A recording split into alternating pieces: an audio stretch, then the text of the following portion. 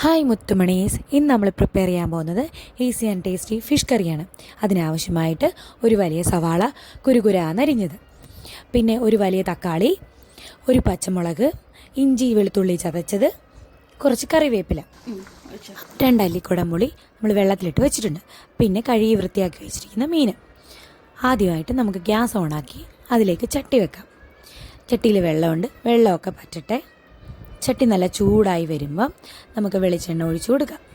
സാധാരണ ഞങ്ങളുടെ വീട്ടിലൊക്കെ ഒന്നെങ്കിൽ വറുത്തരച്ച് വെക്കും, അല്ലെങ്കിൽ പച്ച അരച്ച് വെക്കും, അല്ലെങ്കിൽ മുളകിട്ട് വറ്റിച്ച് വെക്കും. ഇതൊക്കെ കൂട്ടി മടുക്കുമ്പോൾ നമ്മളിതാ ഇങ്ങനെയൊക്കെ ഉണ്ടാക്കി നോക്കും കേട്ടോ. ചട്ടി നന്നായി ചൂടായി വന്നിട്ടുണ്ട്. നമുക്കതിലേക്ക് വെളിച്ചെണ്ണ ഒഴിച്ചു കൊടുക്കാം. വെളിച്ചെണ്ണ ഒഴിച്ചു കൊടുത്തിട്ടുണ്ട്. വെളിച്ചെണ്ണ ഇനി ചൂടായി വരട്ടെ. ചൂടായി വരുമ്പോൾ നമുക്കതിലേക്ക് കടുകും ഉലുവയൊക്കെ പൊട്ടിക്കാൻ ഇട്ട് കൊടുക്കാം. ഞാൻ കടുക് ഇട്ട് കൊടുത്തിട്ടുണ്ട്, ഉലുവയും ഇട്ട് കൊടുക്കുക കേട്ടോ. അപ്പോൾ അത് രണ്ടും നന്നായിട്ട് പൊട്ടി വരട്ടെ.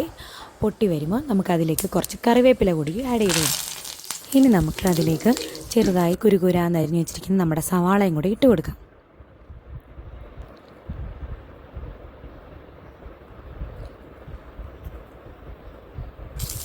സവാള വഴലാൻ വേണ്ടിയിട്ട് നമുക്കതിലേക്ക് ഒരു ഇച്ചിരി ഉപ്പും കൂടി ഇട്ട് കൊടുക്കാം. ഇത് നന്നായി ഇളക്കി കൊടുക്കാം. സവാള ചെറുതായിട്ടൊന്ന് വഴണ്ട് വന്നു കഴിയുമ്പോൾ അതിലേക്ക് നമുക്ക് കീറി വെച്ചിരിക്കുന്ന പച്ചമുളക് ഇടാം. പച്ചമുളക് ഇട്ട് കൊടുത്തതിന് ശേഷം നന്നായി വഴറ്റി കൊടുക്കുന്നുണ്ട്.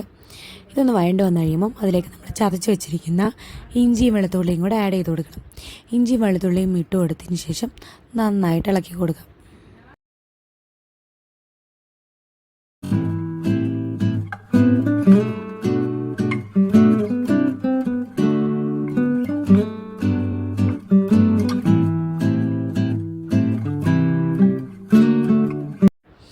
സവാള ഒന്ന് വഴണ്ട് കഴിയുമ്പം നമുക്കിതിലേക്ക് അരിഞ്ഞു വെച്ചിട്ടുള്ള തക്കാളിയും കൂടി ഇട്ട് കൊടുക്കാം.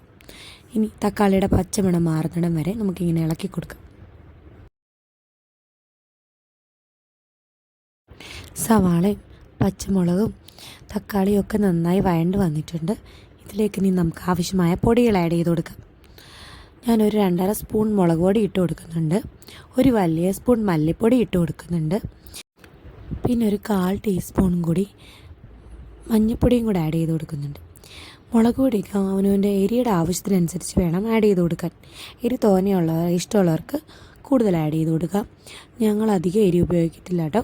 അതാണ് ഞാൻ എൻ്റെ സ്പൂണിന് ഒരു 2.5 സ്പൂൺ ആഡ് ചെയ്ത് കൊടുത്തേക്കുന്നത്. ഇനി ഈ പൊടികളുടെയൊക്കെ പച്ചമണം മാറുന്നിടം വരെ ഇളക്കി കൊടുക്കാം.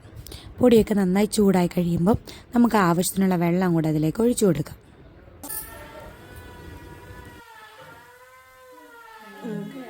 ഇനി ഇത് നന്നായിട്ട് ഇളക്കി കൊടുത്ത് തിളപ്പിക്കാം. കറി നന്നായി തിളച്ച് കഴിഞ്ഞിട്ട് നമുക്കതിലേക്ക് കഴുകി വൃത്തിയാക്കി വെച്ചിരിക്കുന്ന മീനിട്ട് കൊടുക്കാം.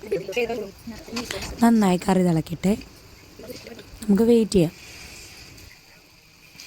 പിന്നെ അതിൻ്റെ കൂടെ നമ്മളൊരു 1/2 ടീസ്പൂൺ കുരുമുളക് പൊടിയും കൂടെ ആഡ് ചെയ്ത് കൊടുക്കുന്നുണ്ട്. കുരുമുളക് പൊടി ആഡ് ചെയ്ത് കൊടുത്തു. ഇനി നമ്മൾ കഴുകി വൃത്തിയാക്കി വെച്ചിരിക്കുന്ന നമ്മുടെ പുളിയും കൂടെ അതിനകത്തോട്ട് ഇങ്ങനെ ഞാൻ മുറിച്ച് അതിലേക്ക് ഇട്ട് കൊടുക്കുന്നുണ്ട്. ഇനി നമുക്ക് കറി നന്നായി തിളച്ച് മീനൊക്കെ വെന്ത് വരട്ടെ. നമുക്കിനി അടച്ച് വെച്ച് വേവിക്കാം. അതിന് മുമ്പ് ഇങ്ങനെ നന്നായിട്ടൊന്ന് ചുറ്റിച്ച് കൊടുക്കാം. നമ്മൾ കറി തവിയിട്ട് ഇളക്കിയ മീനൊക്കെ പൊടിഞ്ഞു പോകും കേട്ടോ. അതുകൊണ്ട് ഞാൻ ഇങ്ങനെ ചട്ടിയെടുത്ത് ചുറ്റിച്ച് വെക്കുന്നുണ്ട്. ഇനി അടച്ച് വെച്ച് കറി വേവട്ടെ. നമ്മുടെ കറി വെന്ത് വരുന്നുണ്ട്. അതിലേക്ക് കുറച്ചുകൂടി നമുക്ക് ഉപ്പ് ആഡ് ചെയ്ത് കൊടുക്കാം. ആദ്യം സവാള വഴറ്റിയപ്പോൾ നമ്മൾ കുറച്ച് ഉപ്പ് ഇട്ട് കൊടുത്തിരുന്നു. അപ്പോൾ നമുക്ക് ആവശ്യമായിട്ടുള്ള ഉപ്പ് കുറച്ചുകൂടി ആഡ് ചെയ്ത് കൊടുത്തിട്ടുണ്ട്. ഇനി ഇങ്ങനെ കറി ഇങ്ങനെ ചുറ്റിച്ച് വെക്കുക കേട്ടോ. ഇടയ്ക്കിടയ്ക്ക് ചുറ്റിച്ച് കൊടുക്കണം. തവിയിട്ട് ഇളക്കിയ മീനെല്ലാം പൊടിഞ്ഞു പോവേ. നമ്മുടെ മീൻകറി നന്നായി തിളച്ച് വറ്റി വന്നിട്ടുണ്ട്. നമുക്ക് ചാറിന് ആവശ്യത്തിന് വേണം കേട്ടോ വെള്ളം. ഞങ്ങൾക്ക് ഇവിടെ കുറച്ച് ചാറൊക്കെ വേണം. അതുകൊണ്ട് ഞാൻ കുറച്ച് ചാറാക്കി വെച്ചിട്ടുണ്ട്. മീൻകറി നന്നായി വെന്ത് വന്നിട്ടുണ്ട്. ഇനി നമുക്ക് ഇത് ഗ്യാസ് ഓഫ് ചെയ്യാം കേട്ടോ. ഞാൻ ഗ്യാസ് ഓഫ് ചെയ്തിട്ടുണ്ട്. ഇനി അവസാനത്തെ കുറച്ച് ഡെക്കറേഷൻ പരിപാടികളാണ് കേട്ടോ. ഞാൻ ഇച്ചിരി വെളുത്തുള്ളി ചതച്ചത് അതിൻ്റെ മുകളിലിട്ട് കൊടുക്കുന്നുണ്ട്. പിന്നെ ഇച്ചിരി കറിവേപ്പില തൂക്കി കൊടുക്കുന്നുണ്ട്. പിന്നെ കുറച്ച് പച്ച വെളിച്ചെണ്ണയും കൂടെ മേളിൽ ഒഴിച്ച് കൊടുക്കണം കേട്ടോ.